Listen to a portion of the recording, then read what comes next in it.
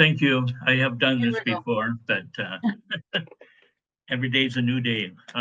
Good morning, everyone. I'm going to take just a few minutes to do three things. One, just a few brief comments about the Ralph Morris Foundation. And then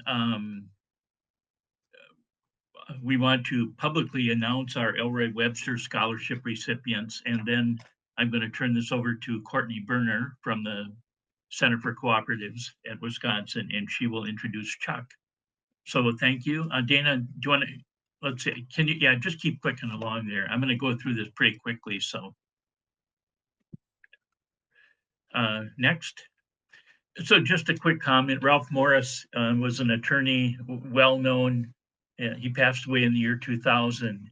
And there's more information on him, by the way, on our website. But a group of us got together and started a foundation to recognize his contributions and started some programming. And the very first program we did was this leadership symposium that we're doing today.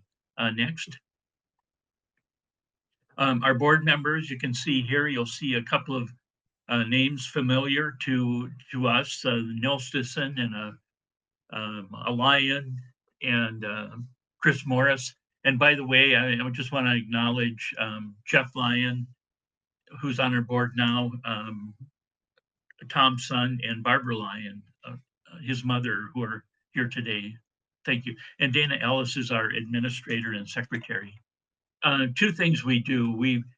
We support programs in cooperative education and farmland stewardship, and that basically was the core of what Ralph was about. But in later years, as we have done recognition for Tom Lyon and Elroy Webster, Louis Doring, and Rod Nilsison, we've been building off that. We do it through sponsorships, scholarships, and symposia.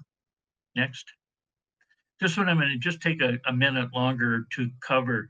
If you look at the left-hand side, these are conferences which we supported this year, sometimes a sponsorship.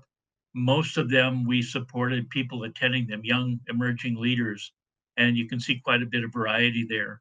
On the right-hand side, it's a smaller list, but it's growing, and that's work we're doing with farmland stewardship. We're just finishing a three-year project with American Farmland Trust, and we'll be starting another one soon. In the middle is really where we are today. We have 4 major events that we sponsor. They're listed there, and today we're going to be doing the Tom Lyon Family Leadership Symposium. Next. Elroy Webster, I'm going to introduce our 3 recipients this year next, but just a comment for those who didn't know Elroy, he was a farmer from Minnesota, southern Minnesota, Senex board chair, and then CHS board co-chair. He was nationally recognized as a cooperative leader, and he was the first board chair of the Ralph Morris Foundation. By the way, I probably should have introduced myself a bit. I worked in the University of Minnesota for 13 years and then almost 25 years with CHS. Elroy hired me to become the president of the CHS Foundation. And we did a lot of support for college students. But one of the things that really meant a lot to Elroy was looking at the next generation of attorneys and graduate students who might go into academia, maybe doing extension, research, or teaching. And so after he passed some years ago, we started this scholarship program. Next. And we have 3 of them today. 2 of them are supported with a grant from the CHS Foundation, and then one from contributors of ours. We don't have time here to hear from them, but at noon today, if anybody is interested, I think the CN annual meeting will be done. They are going to be doing a presentation on who they are and the things that they're interested in another conference going on, the NCERA 210. But Kayla Braggs from the University of Florida and Summer Santillana is at Cornell. She got her undergrad degree at Kansas State, and we want to welcome them. Next. And the third one, Lucina, is a doctoral student at the University of Minnesota, Twin Cities. And again, congratulations to all of them. There's information on our website. You can learn more about them, and thank them for joining us. I should just mention in the earlier years, and this is actually our 21st symposium, we would invite these recipients to come to the meeting, and most of the time they did.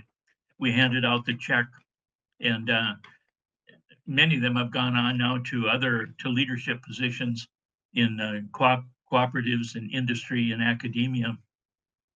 With the hybrid approach, we're involving them in a different way, but we do want to thank them for their participation. Tom Lyon, again, many of you knew him. He was a leader in Wisconsin.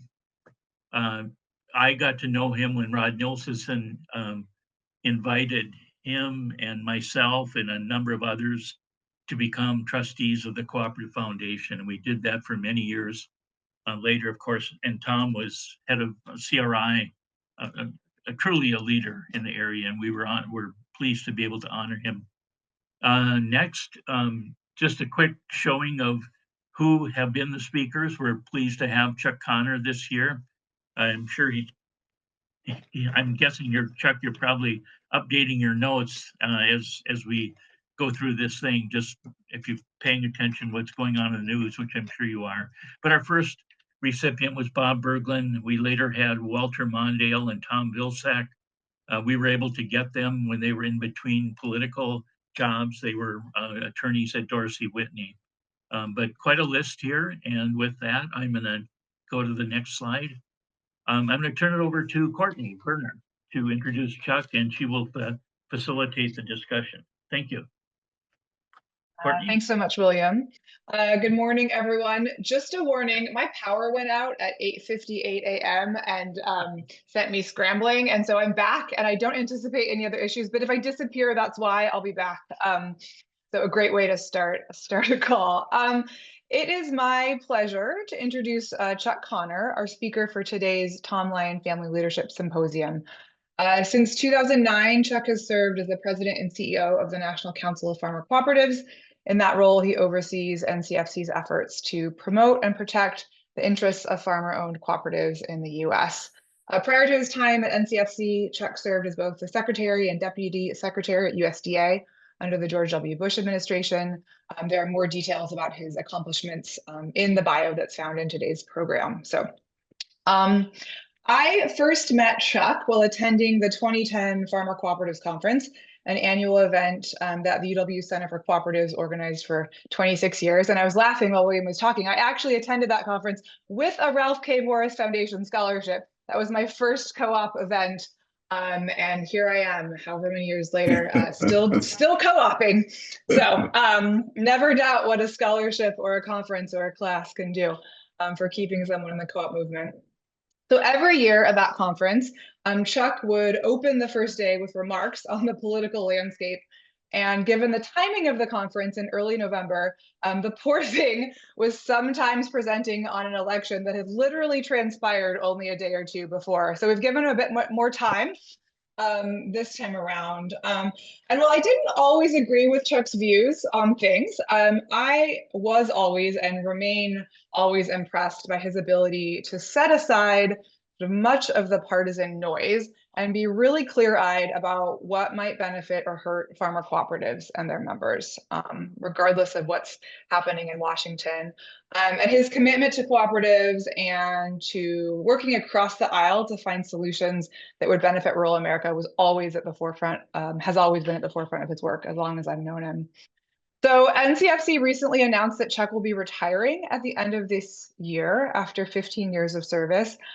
Chuck joined NCFC about the same time I joined the cooperative movement as a grad student. And I admit that it is hard for me to imagine someone else at the helm of NCFC. I was hoping to see him at the NCFC annual meeting in February, but since that may not happen now, I don't know, Chuck, you'll have to let me know. I do want to just take the opportunity to thank you, Chuck, for your integrity, your warmth, your leadership, and your deep commitment to farmers and the co-op model. You'll be missed by many, including me. And with that, I will turn it over to you. Courtney, thank you for that introduction. I do want to clarify to you, and I don't know whether this will make you smile or quit, but my retirement announcement is actually a year from now, so it's Oh, December thank God. 2025. You're Oh, not you're not totally free from me yet. Um, no, I'm so and relieved that good thing I didn't start crying during my introduction. but it is that time, and we are in a transition period here. A search committee and a search firm have been put together and hired, and so they are fully trying to find who will be at the helm of NCFC next. And let me just say, it's been a remarkable 15 years here for me. I have enjoyed representing co-ops so much, and am such a fan of the co-op business model. And in uncertain times, as we are clearly in now, I just see that co-op business model as being more and more essential for what we need, which is a stable world of food production in this country. So again, been a great go. Courtney is exactly right. There's been many times where I was literally drafting slides on election night, trying to figure out what I was going to tell her group the next morning. You guys have given me a little bit more time this time around, although, boy, the uncertainties are fast and furious, and I'm probably going to say something that Trump has already changed, this morning, I suspect. So, stuff is just happening. But bear with me, folks, if as I walk through a little bit of this world, and that as things are unfolding in Washington. And before I get into it, just know that Courtney properly identified. I served in the George W. Bush administration. Should be no secret to you guys where my political leanings lie on things, but at the same time, too, I will tell you that my view as head of the co-op organization, but more importantly, I think as kind of a fundamental representative of agriculture and food production in this country, it is my job, and certainly I hope the person that replaces me job is to be there and be prepared to work in any circumstance, in any administration, no matter who's in charge. Our job does not change here. And I hope in my 15 years, again, despite all of us, in Washington having strong political beliefs, I hope I have been able to work, on both sides of this, because that's going to be essential to our success going forward.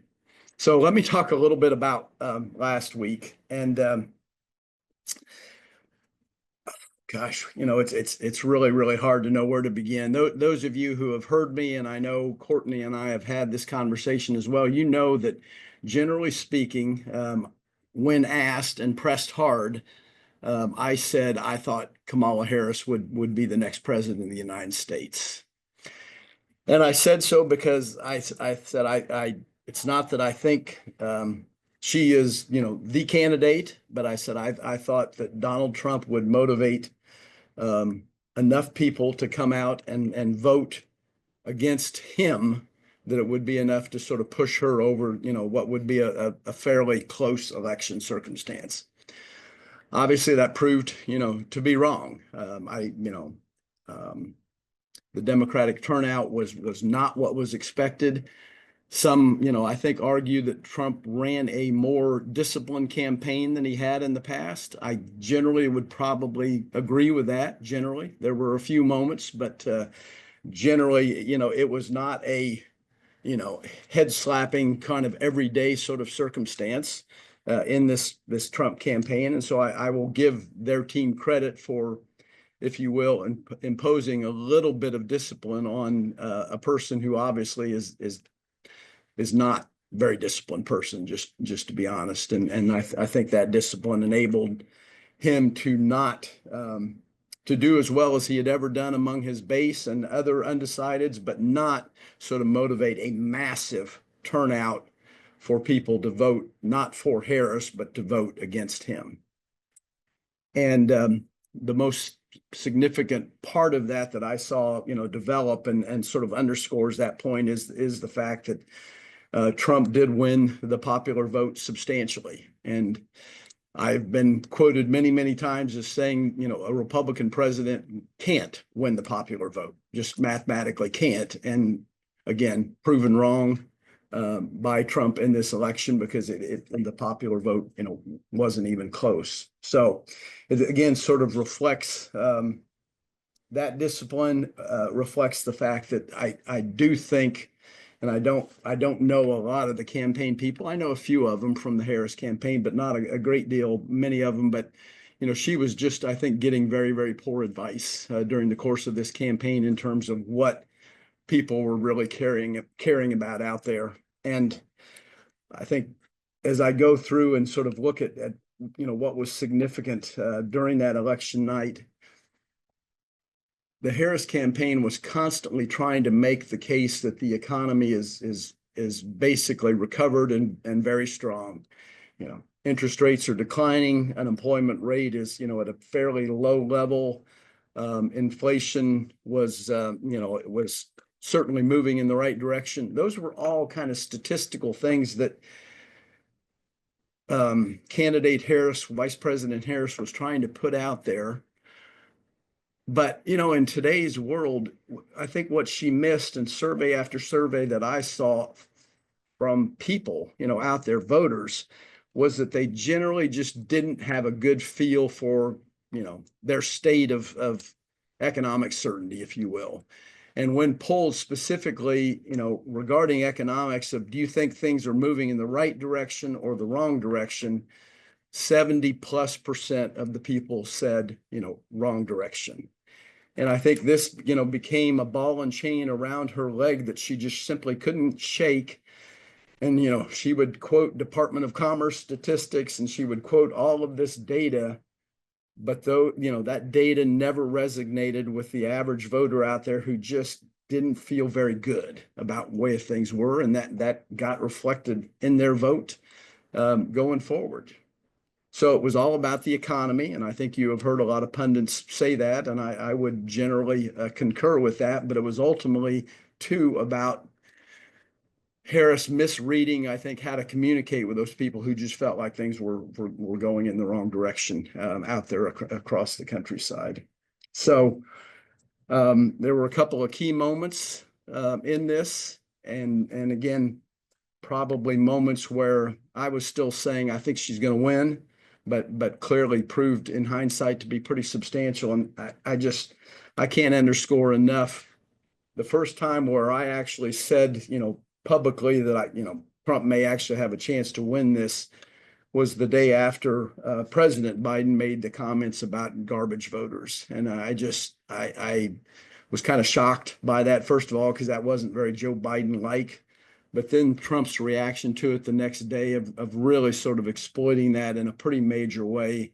That was the first time where I publicly said, this thing Trump may actually have a chance here with this. And that sort of proved very late in the game to be right. And again, those kinds of mistakes, I think, were substantial to her campaign, again, particularly given the fact that she was not able to sort of convince folks that the economy had turned around and going forward. So that's a long way of saying it was a very, very unusual campaign. Obviously, that's kind of the understatement. I don't think Kamala Harris was a bad candidate, but clearly ran a very, very bad campaign and was listening, I think, to some poor advice in that regard. So all in all, yes, Trump won. I think it was more her loss than it was Trump's victory in this. And that's not to say Trump is not beating his chest out there talking about, how great of a victory it was. But in reality, I think it was her race to lose, and she did. So, and that's, significant going forward, because, there will be a case here as we put a sort of come into the new Congress, and, what is that Congress going to focus on? Is that sort of a mandate that Trump has, or is that more the, candidate who was the beneficiary of someone else's mistakes, and that really impacts your sort of momentum that you have starting out there. And in my view is I think while Trump will certainly argue that he's got a huge mandate, and some are agreeing with that based upon the popular vote, I think others are going to look at it, including the way I look at it, that his mandate needs to be tempered a little bit because he was the beneficiary of a candidate who just made an awful lot of mistakes in a campaign. So, and again, I know that's a controversial statement, but Courtney knows when I come into these circumstances, a few days after the election, you kind of have to put this stuff out there, and time will tell who's right and who's wrong on this. The other thing I would note, just a couple of things of note as well. This campaign, I think, set a new standard in terms of how do you communicate with voters out there. Traditional media, running ads, during football games and, widely watched events and the sort. I mean, I think you guys all saw it. I saw it. I mean, Kamala Harris spent an unprecedented amount of money on those types of what I would characterize as sort of traditional venues, traditional campaign methods. And frankly, none of it worked at all. And I think we have moved into new territory in terms of how you communicate with undecided voters. It's not during NFL Sunday. It's podcasts. It's a whole network of communication out there that I think is very different than we've seen in past campaigns. And there'll be a lot of analysis written about that. But clearly, just having a ton of money to buy and control airwaves didn't work, and I think will probably never be used again going forward by candidates in that circumstance.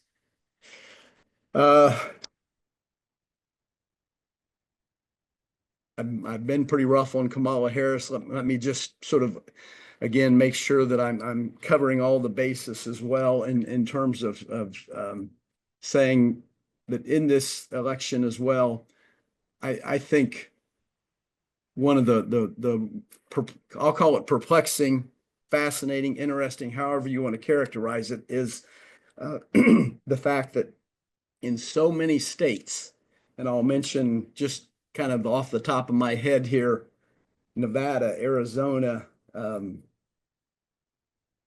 Wisconsin, Michigan. I'm probably missing a couple here, just looking at my notes.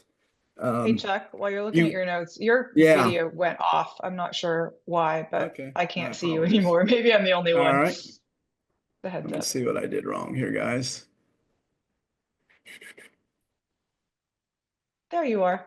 Okay. Okay. Not sure why I did that. A circumstance that I would have described as impossible based upon, the fact that it was Donald Trump as a candidate. You had in those states, they were won by Trump pretty easily. And so you had people going to the polls and voting for Trump, but yet then turning around and totally flipping their vote in the opposite direction and voting for the Democratic candidate for Senate in those circumstances. And again, in my mind, that just seems really perplexing. How could you support Trump sort of way out there and then think that voting on a Democrat would be the right thing to do? And, again, there will be a lot of analysis in terms of the psyche of the undecided voters out there and what in the world could have compelled them to do that. Is it had significant consequences. I will just say, I don't know whether it was luck or skill or whatever, but Democrats, while losing the White House, they dodged a substantial bullet in the Senate because with a few thousand votes in states that Trump won handily, they actually ended up hanging on to 4 Senate seats that again Trump won very handily. The Senate could easily be at a 57-43 Republican majority. It's not. Of course, we know it's 53-47. But that super majority was easily in their reach. And if you would have told me Trump was going to win those states handily, I would have said was almost guaranteed in their reach, and it didn't happen. So on the Democratic side, I know that's not, with Trump winning, everybody's hair is still on fire, and that's not something that people are thinking about yet. But that was on election night, as things were rolling in the next couple of days, that was a thing that was hitting me, is how does this happen? And then, of course, again, Democrats should be thankful because control of the Senate is probably within reach next time around during the midterm elections, which are, have never been very good to Donald Trump. And they could take back control of the Senate. If they had 57 seats against them, they could withstand even a very, very bad election and still have Republicans in control. But 53-47 obviously is a much, much closer margin than what otherwise would have been the case. So again, I'm not sure what that means. Obviously, Republicans still control under either circumstance, but something that I've got to get my arms around and figure out what, how these things happen like this going forward. Let me just, I've talked then briefly about the Senate.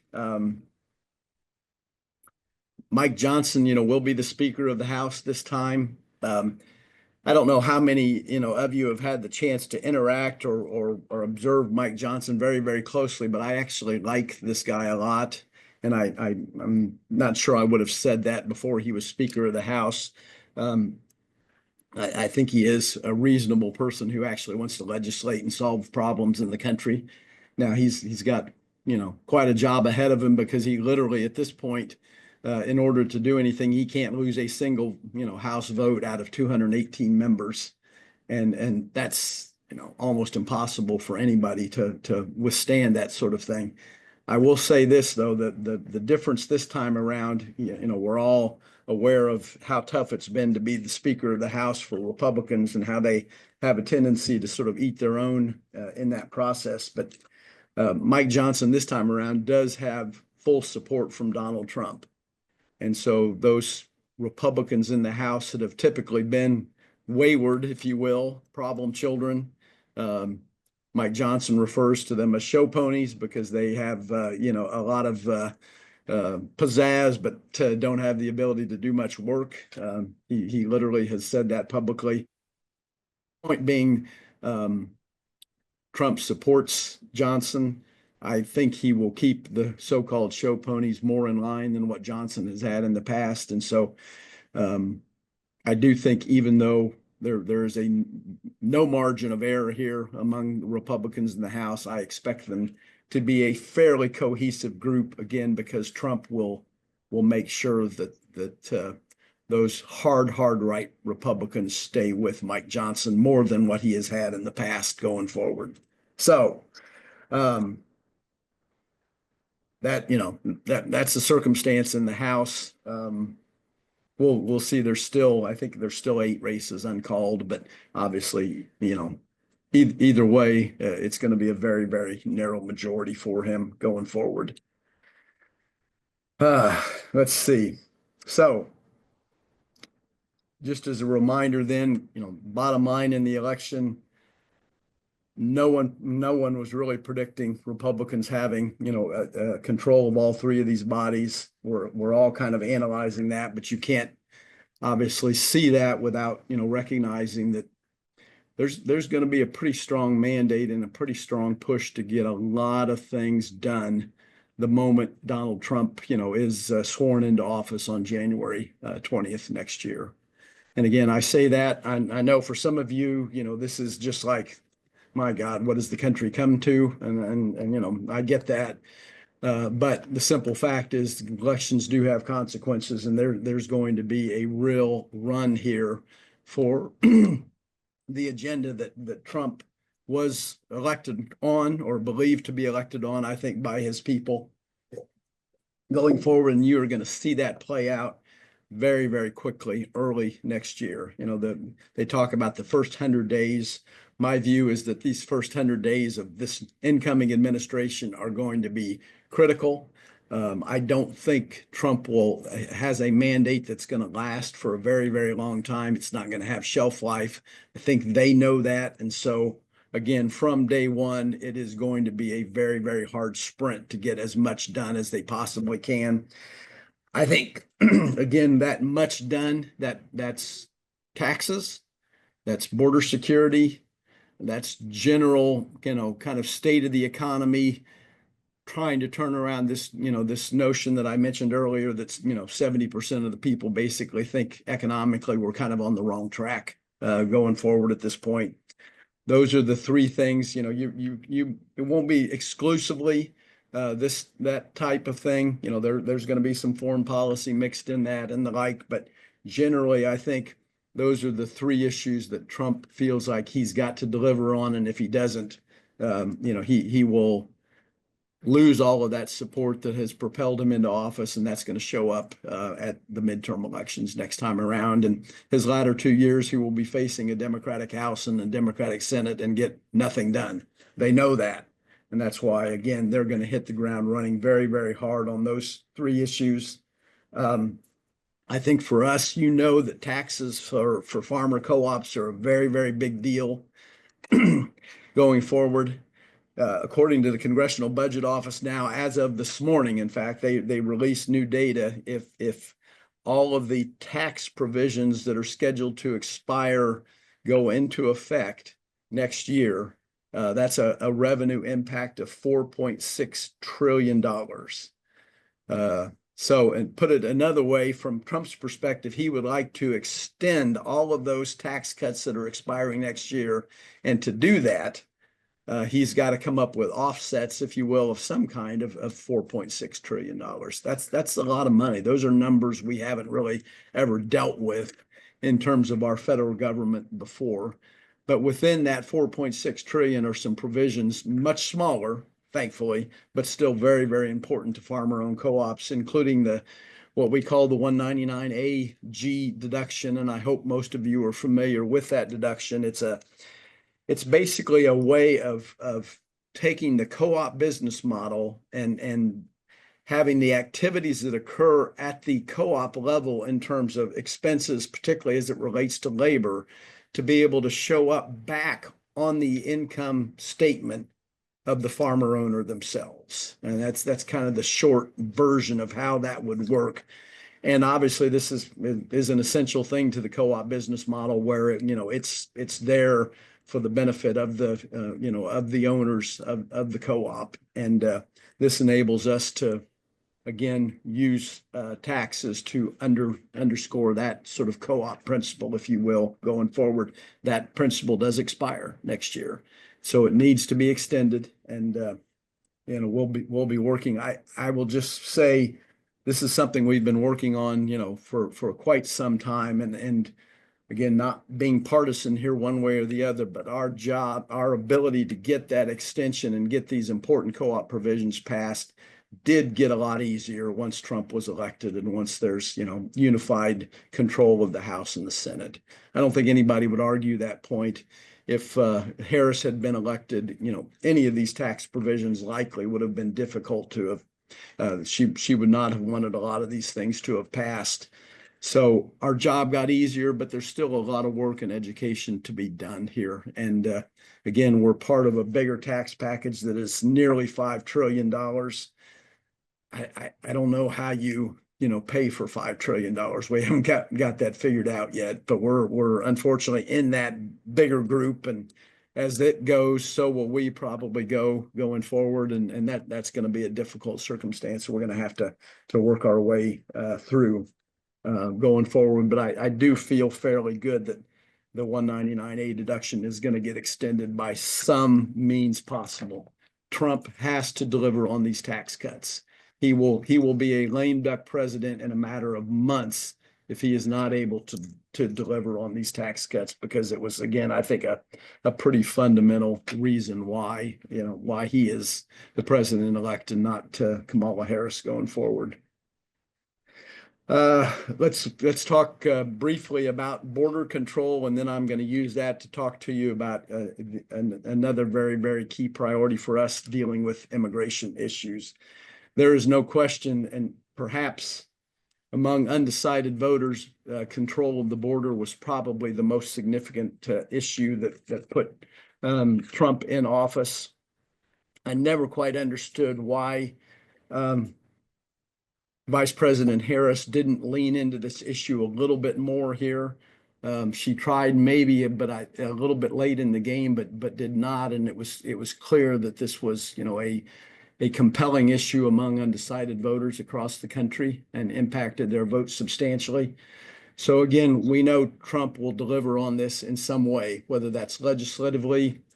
I would not be surprised, folks, if the very first executive order that Donald Trump issues on January 20th, maybe the afternoon that he's inaugurated, executive order number 1 is probably going to deal with this border security issue.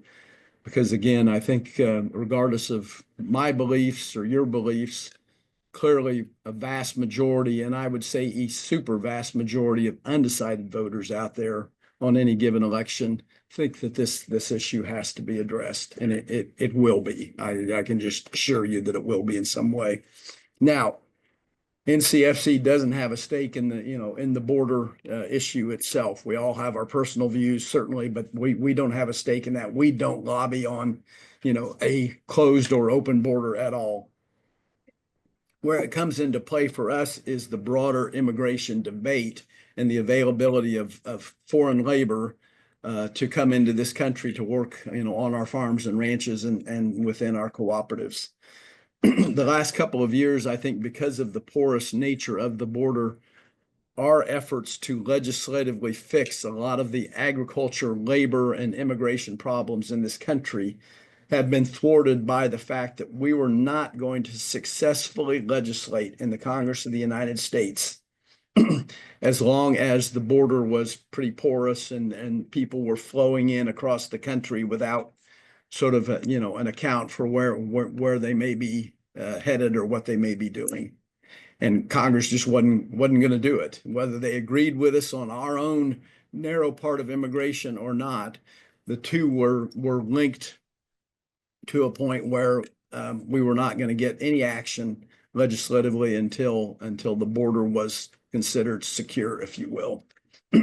So in that regard, we are welcoming some kind of action on the border where that claim can be made, because I think that does clear the path for us to, first of all, fix our broken H-2A immigration system. We bring in our guest workers through the H-2A program, which has functioned okay, but not great in the past. And we would like a program that functions better for smaller producers, just to be honest.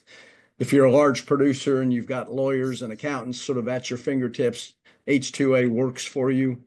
But if you're just a family farmer out there, whose spouse is the accountant and maybe the son-in-law or daughter-in-law is the lawyer for the family, I mean, it's just very, very hard to navigate the details of that program. It needs to be simpler, easier to manage, easier to navigate in order to be a solution out there on many of our farms and ranches. Also, for those of you with interest in dairy regions of the country, you cannot bring in an H-2A worker legally and put them to work on a dairy farm. That is prohibited by law because dairy farming is considered year-round work, which of course it is because the cows don't take a day off. And so by law, we can't use H-2A for dairy. We would like for that to happen and reform the program that way. And again, we've been working on that part of it for a very, very long time. The second part, and perhaps given the times that we're in, that is more important to this, and you guys, I mention this every time I came to Courtney's meeting as well, in that we do have a bit of a problem in American agriculture today, and that is somewhere between 60 to 70% of our workforce is consists of people who could not pass an e-verification test in this country. Some would say they're here illegally. I think that's a tough term, but clearly their paperwork is not up to date. And so, in a world of gather them up and do something with them, these are people that are vulnerable. And this, again, this is 2/3 of our workforce in American agriculture today. People who are here, have been on our farms and ranches, in some cases 25 or 30 years, a long, long, long time. And but they're, they don't have the proper documentation. And so, are they going to get gathered up by this new Trump, group that is taking power here? Obviously, we are going to be making a very, very strong case not to do that. We're going to talk about their importance to food production in this country. We're going to talk about the fact that they've been here for a long time. They're incorporated into our rural communities, into the, family farms that they're working on. But know that that's going to be a heavy lift because, if I were Trump, he would rightfully say, gathering up, people that are illegally in this country is something that the voters endorsed when they voted for me, and he's probably right there. But we're hoping to make the case that that still is not the right thing to do, and it's certainly not right for farmers and ranchers, and it's not right really for any American, who relies upon reasonably priced food. We do not feed and clothe Americans without this labor force that is out there that is now vulnerable as a result of their legal status in this country. So that, immigration is going to require a lot of work. Again, we've got solutions to all these problems. We've got bipartisan solutions that we've been working on for years. We've got a united ag industry working on this. We were always being held up, though, by the porousness of the border issue. So our hope is that, we can fix these things legislatively, that, we can convince the Trump administration again not to do something really, really stupid here and go after all of these farm workers that have been, again, a essential part of a strong food economy in this country going forward. Finally, let me just close real quick. Courtney, I hope my time is doing okay. Wave if I'm going on too long here. Let me just say, maybe for most of my colleagues, food and ag colleagues in this town, the most important thing that they've got in front of them, of course, is still the Farm Bill. We're 2 years past due on the Farm Bill. Congress, in their partisanship over the last couple of years, which has really, really grown very, very tiresome, I will just say, and I criticize both parties for this, very, very tiresome, has just been unable to get a Farm Bill passed. And this has been particularly frustrating for a guy like me, because I have been around and involved in the writing of nine different farm bills dating clear back to 1981. And I will tell you, as a kind of front seat participant in this process, the differences we are dealing with in this particular farm bill are small by comparison to historical standards. Small. Politicians would like you to believe these are insurmountable gaps, and therefore that is why we can't get it done. They're lying to you. The differences have been very, very small from the very beginning of this farm bill. They've just been unwilling to sort of sit down and work together and make the compromises to get all of this done. And again, that's a bad testament on the Congress of the United States over the last few years about that. So the Farm Bill is past due, still not done. There is still talk of a potential lame duck farm bill. I think most of you know that Congress has funded the government of the United States through December 20th. And so before Christmas, at some point, Congress is going to have to pass a massive federal budget that funds everything in government. That will be one bill. It won't be separate bills. It'll be one bill. So obviously it will be a massive bill. And we continue to hold out hope that the Farm Bill might be a part of that massive bill going forward, and we can get it done in this lame duck session of Congress. It's past time. Farmers want it done. Consumers need it done. That is our hope, and that's what we're angling for. It's going to be a tough circumstance, obviously, because we do have a massive change in leadership coming in.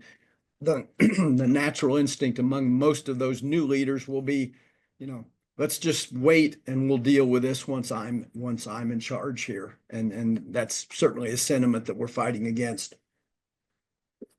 But at the same time, too, the Farm Bill is past due. And I think there are a lot of folks who say, early next year, we've got border, we've got economic issues, we've got all of these tax things that Trump is trying to get done in the first 100 days. We don't need a farm bill thrown into that mix. You know, we will get buried in that circumstance, and let's go ahead and get the farm bill done now. Let Congress again focus on those weighty issues that were, you know, key things in the 2024 presidential election. And there's some traction there that's being had. I will tell you, I'm a little bit more optimistic this morning that could happen, that we could get it done yet this year, because we have Republicans in their wisdom, and I'm stating a personal opinion here, in their wisdom, have elected John Thune as their next majority leader. They had other choices. I am a big fan of John Thune, just to be perfectly honest. He has been a good friend of cooperatives throughout his career. In fact, he worked for a cooperative at one time, and he knows agriculture. He knows farmers. You know, he is considered a real friend of the farmer. So I am hoping with Thune's wisdom, you know, in a leadership position, that we may be able to get this done. That would not have been the case if Scott or Cornyn had been elected. You know, not to criticize them, but they just don't have agricultural, you know, ag in their background at all. So Thune winning that is a big boost for us. That'll pay long-term dividends, but I hope the short-term dividend is that John will help us get this farm bill that is 2 years past due over the finish line yet before the end of this year. And again, I know that's a reach. Some of my colleagues would laugh at me saying that, but I still have hopes that is a possibility going forward. So, well, Chuck, December 20th is my birthday, so I promise I'll ask for a farm bill for my birthday. There you go. We'll see if we I get would it. love to deliver a farm bill for your birthday gift, Courtney. And Um, I am wrapped up at that point, Courtney, and I hope I Wonderful. haven't given you way more information probably than you need, but these are fascinating times. It's hard not Yes, to get they wound are. up about this stuff. So we do have a few minutes for questions. So if you want to put a question in the chat, I'm happy to read it out. If you want to raise your hand and unmute yourself and ask a question, go ahead. I'm going to moderate this loosely. Again, we have just about 5 minutes, so feel free to type something in the chat or unmute yourself and ask directly. And don't hesitate to fire away, you guys. He can take it. I am not offended by any questions at this point, and I might agree with you more than you might think on certain things. This is Bill Zoki. Nice to be with you again. I was wondering if you could maybe talk a little bit to the point of tariffs, regulation, and the energy policy that we're going to be looking at, and the effect that might have on the agriculture sector. Yeah, it's a great question, Bill. I could have done the whole presentation just on that topic. Let me just say that in that space, I did not see that any of those issues were, and didn't talk to them the first time around, because none of them were, in my view, core to, Trump winning and losing in this race, or Harris, losing. But nevertheless, are very, very important issues, obviously issues that I think President-elect Trump has some very, very strong thoughts on. I'll start with energy and just say, I'm not sure where Trump is going to come down on biofuels on this. I think obviously, generally speaking, he's less supportive of EV than Biden. That's kind of a, of course, kind of statement. So he's very pro kind of a carbon energy sort of world. And so on that front, no doubt he's going to want to produce as much energy as this country possibly can from any source. And so that would generally be good news for the biofuels world, that I think he would be supportive of that and not want to do anything to hold back the biofuels industry. Now, having said that, when there's that conflict with oil and gas, I think we're going to have a hard time making our case. And I think that's the unknown bill that is out there is, when Harold Hamm from, from Oklahoma comes into the White House, he's one of the big drillers, out there, in case you don't know who Harold Hamm is, and he's not a friend of biofuels. He's not a friend of ethanol and biofuels in general. When he comes in and, starts pounding the table, who's Trump going to listen to on this? And I think that's, yet to be determined on it. I will say this, one of the things we've got going for us on a number of fronts here is that, when you do look across the spectrum, a lot of the undecided voters out there were from rural areas, and Trump obviously did very, very well on that. I think probably 70 to 75% is a good number to look at in terms of what he took out there.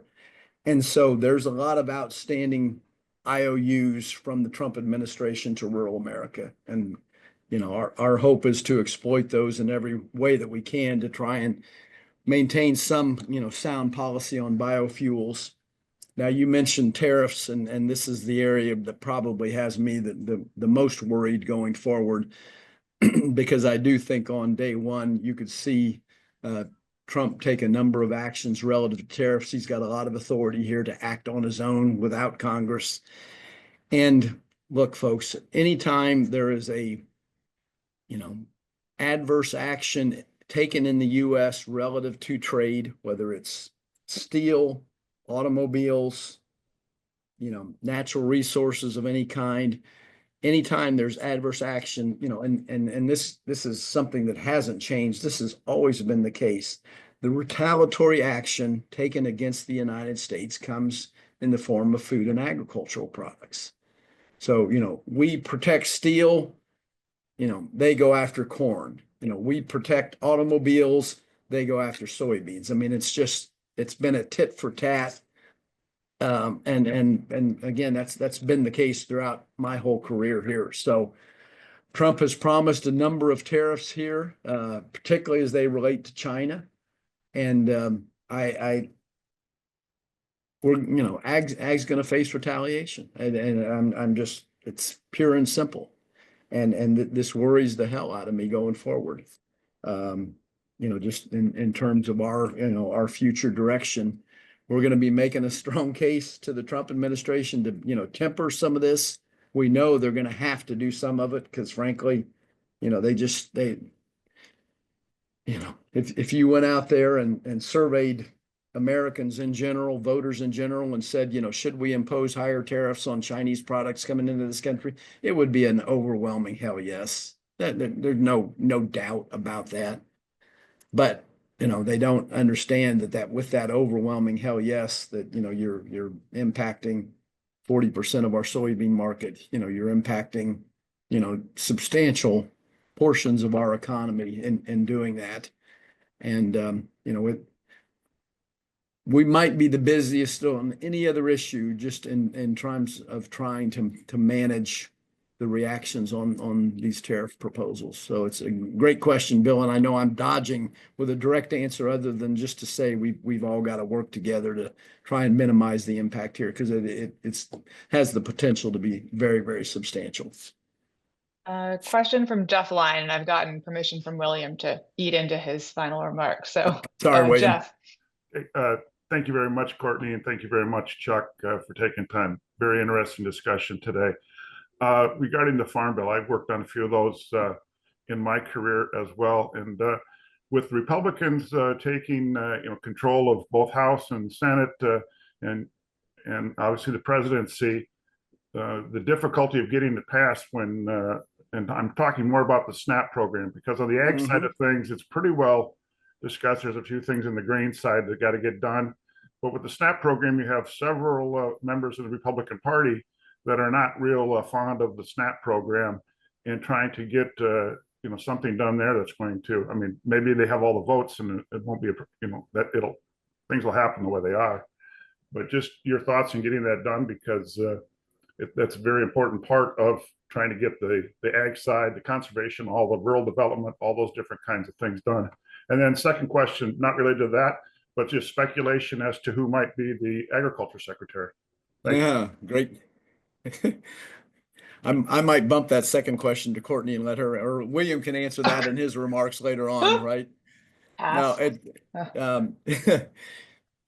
on your SNAP comments, Jeff, they're really, really good comments. And I'm going to go out on a limb here, maybe because my retirement announcement has gone out already, but go out on a limb here and say something that I know some of you won't agree with, but I speak as, again, one who's been at the table for, a lot of different farm bill discussions. The SNAP program is substantial. It's 80% of the, total farm bill budget is just for the one program for SNAP. And, it has gone up in cost, really, really substantially. I mean, it's had 30 and 40% increases in cost over the last couple of years. And so the cost increases in the farm bill that people refer to are the result of the SNAP program. Now, set that aside and say that the reason the farm bill hasn't passed is in Title I, which are the farm subsidy sections. There's no arguing that the farm economy has taken a real nosedive in the last couple of years. We need more generous price supports for farmers. It didn't matter a couple of years ago because the market was delivering a pretty good price. Today, that has changed. And so there's a strong desire to raise those support prices in the farm bill under Title I. To do that obviously costs money, and all of the money is in one program. And so you need, if you're going to have Title I increases, I'll just, again, be candid, it's got to come out of the SNAP program. Now, historically, that was not a problem. I've written many farm bills where we took money from SNAP to pay for farm subsidies. I've written several farm bills where we took money from farm subsidies to pay for SNAP. But there was always that compromise in trade-offs between the two where they recognize the farm bill's got to get done. Therefore, we sort of have to look after each other in that regard. And this farm bill, the key reason it is not done is that there has not been that flexibility at all. The mantra of not one penny from the SNAP program can be used for anything else. And again, when you're sitting on all the money, that's a limiting factor. So what I'm hoping is now with Republicans in charge, where support for the SNAP, there's no question that Republicans, support SNAP less than what Democrats do. And no question about that. I think that's not arguable. And so maybe there might be a willingness on the part of those who advocate for the SNAP program to say, we're willing to talk to you about some very small changes that could save enough money to fund the Title I provisions that you want. And understand, to be clear, I'm not talking about changing the benefit. I'm not talking about anything like that that's going to take money out of any poor person's pocket. But this is, again, a massive multi-trillion-dollar program. You can pinch air rates that much, and save billions of dollars. And again, that's what we would have done historically. That's what we've not been able to do on this bill.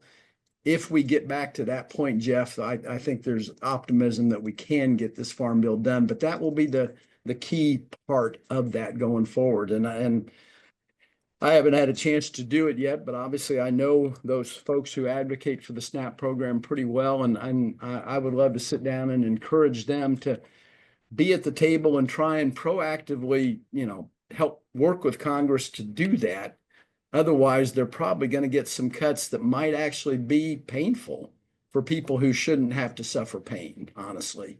There's a lot of money here. There can be savings, and it doesn't have to adversely impact anybody. So that's it. Secretary of Agriculture, there were 16 names as of last night on this list. I'm still not 100% convinced that we've seen the name of the new Secretary of Agriculture surface yet, just to be honest. If it was close to being done, I think it would have already been rolled out because he's rolled out so much already. So my sense is this is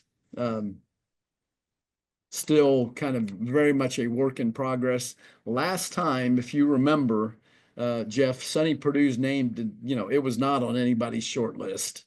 And he kind of came in at the last minute. And when they started talking about Governor Perdue as the Secretary of Agriculture, people were like, oh yeah, that makes a whole lot of sense, that happened.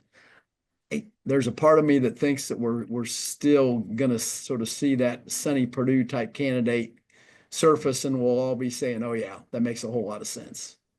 We'll see. But bottom line, Jeff, I don't know. Yeah, as I And say, they're not calling me. So yeah, there. I just thought maybe it might come from North Dakota, maybe. well, the governor has not landed yet. And there's sure a lot of speculation that he was going to be in the cabinet. He'd be a great Secretary of Agriculture. I don't know. If he wanted that job, that'd be great by my standards.